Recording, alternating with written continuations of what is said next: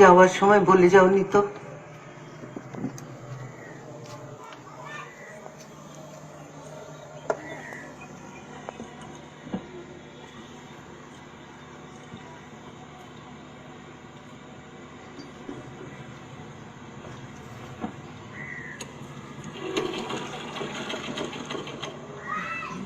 কিরকম আছো তুমি?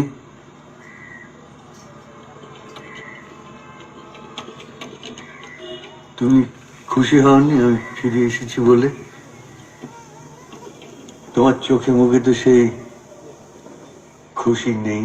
খুশি নই তো, একদম খুশি নই। কেন ফিরে এলে তুমি?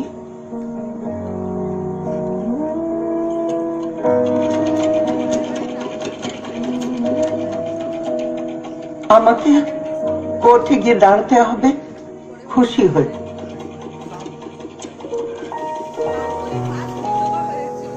আমার 49 বছরের সাজানো সংসার মৃত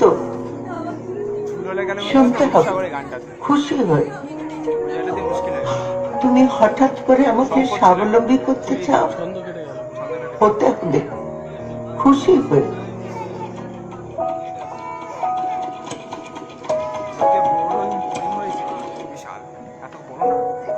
এখন আমি ব্যাংকে যাই, স্টেট ব্যাংকে 28 লাখ আছে, বরোদা ব্যাংকে 22 লাখ ফিক্সড আছে, তোমার 7টা ইনভেস্টমেন্ট আছে, আবিবা ম্যাক্স লাইফে 2টো, পিয়ারলেস ইজি স্কিম না ওটা এখন বন্ধ আছে।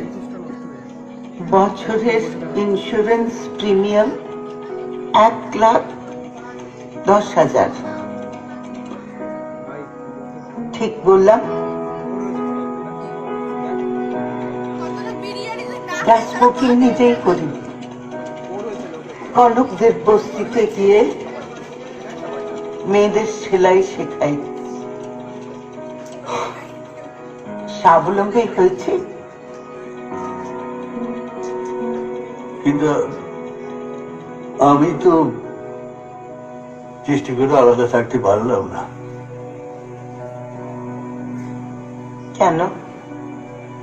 সকালবেলার চাটা সে একদম করে নিজেই বানিয়ে নিয়ে খেয়ে নিতাম, কিন্তু বিকেল বেলায়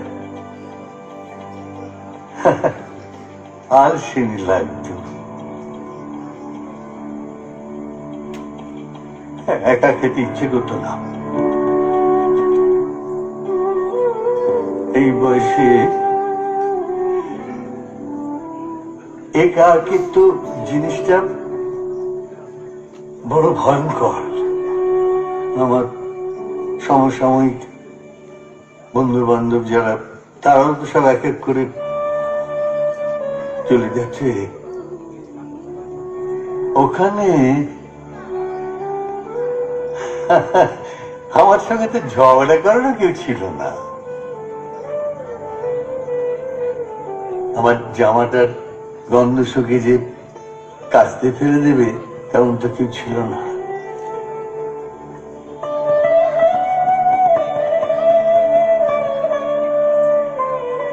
আর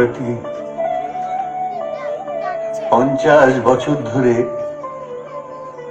তুমি আমার জুতোটা পর্যন্ত খুঁজে দিয়েছ। তুমি তো স্বাবলম্বী হতে পেরেছ,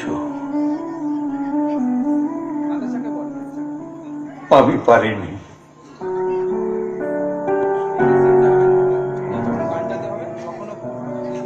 আমাকে ক্ষমা করতে পারবে?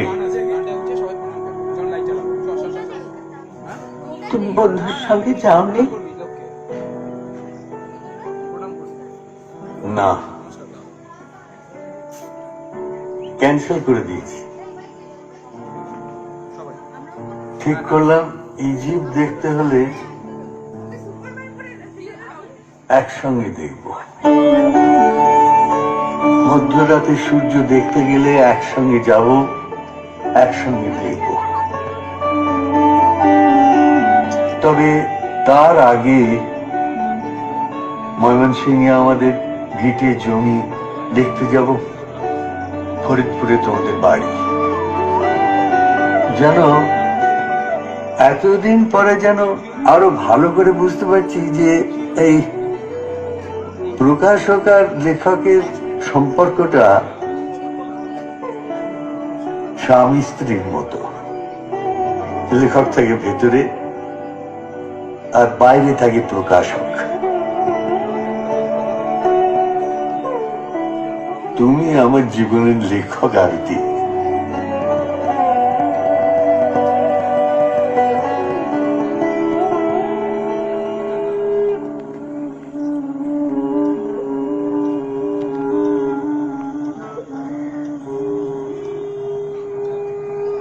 ঠাকুরের কাছে কি চাইলে?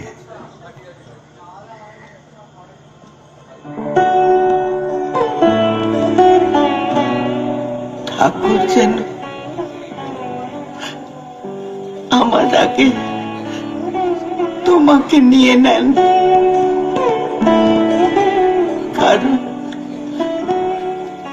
আমি তোমাকে ছাড়া বাঁচতে পারবো,